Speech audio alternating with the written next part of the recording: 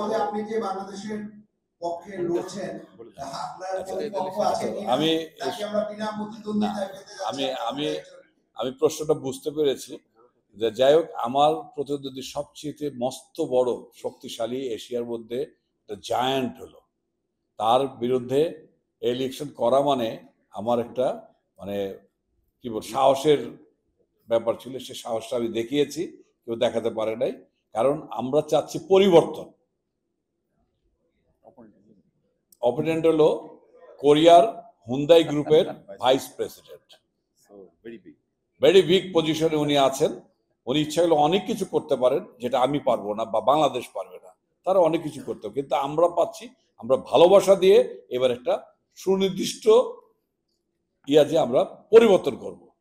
এই পরিবর্তনটা ওয়ার্ল্ড আর্চিতে হয়েছে, এটা এশিয়াতে হবে, আফ্রিকাতে হয়েছে, প্রত্যেকটা মহাদেশে হচ্ছে।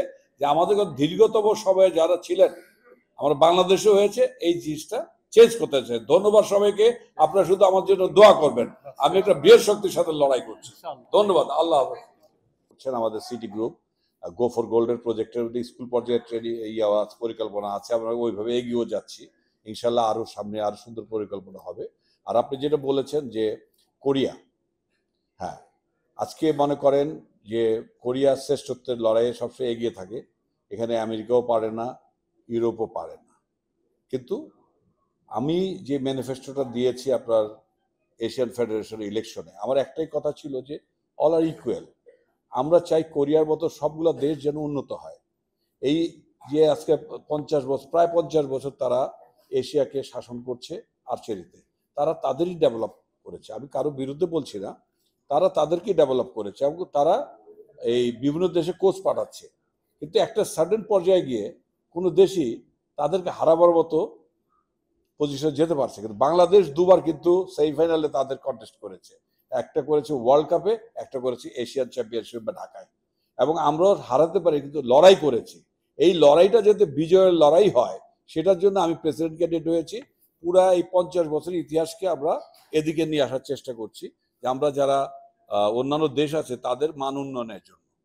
কাজেই আপনারা এটা ঘাবড়ানোর কিছু নাই, এবং সবাই আমাকে একটা ক্ষেত্রে সমর্থন দিচ্ছে যে আমি চাচ্ছি একটা কিছু পরিবর্তন হোক, যাতে করে আমরা সবাই সমমানের আর্চারি দল গঠন করি, প্রত্যেকটা দেশ যাতে কোরিয়াকে চ্যালেঞ্জ করতে পারি। এই মোটিভ নিয়ে আমরা এগিয়ে যাচ্ছি, এবং আমি বোধহয় সফলকাম হব, কারণ প্রত্যেকটা দেশই আমাকে এই একটা কারণেই সমর্থন দিয়ে যাচ্ছে। এই পর্যন্ত দেখেন, আমি যখন এশিয়ান কমিটিতে ঢুকি তখন ছিল 21টা দেশ, 22টা দেশ খেলতো। দেখেন আজকে 30টা দেশ খেলায় অংশগ্রহণ করতেছে, আর মোট দেশ 43টা হয়েছে। এটা কিন্তু সবাই এক বাক্যে স্বীকার করছে, বাংলাদেশ চেষ্টা করেছে বলে আজকে আমরা খেলতে পারছি এশিয়ান লেভেলের টুর্নামেন্টগুলোতে। আজকে অংশগ্রহণের দেশ, এটা আমরা যদি আমাদের সামর্থ্য থাকতো, সিটি গ্রুপ যদি আমাদের পূর্ণাঙ্গ সহায়তা আরেকটু করে ফেলতো, তাইলে আজকে 43টার মধ্যে 40টা দেশকে আমরা উপস্থিত রাখতে পারতাম। কিন্তু আমাদেরও তো একটা সীমাবদ্ধতা আছে।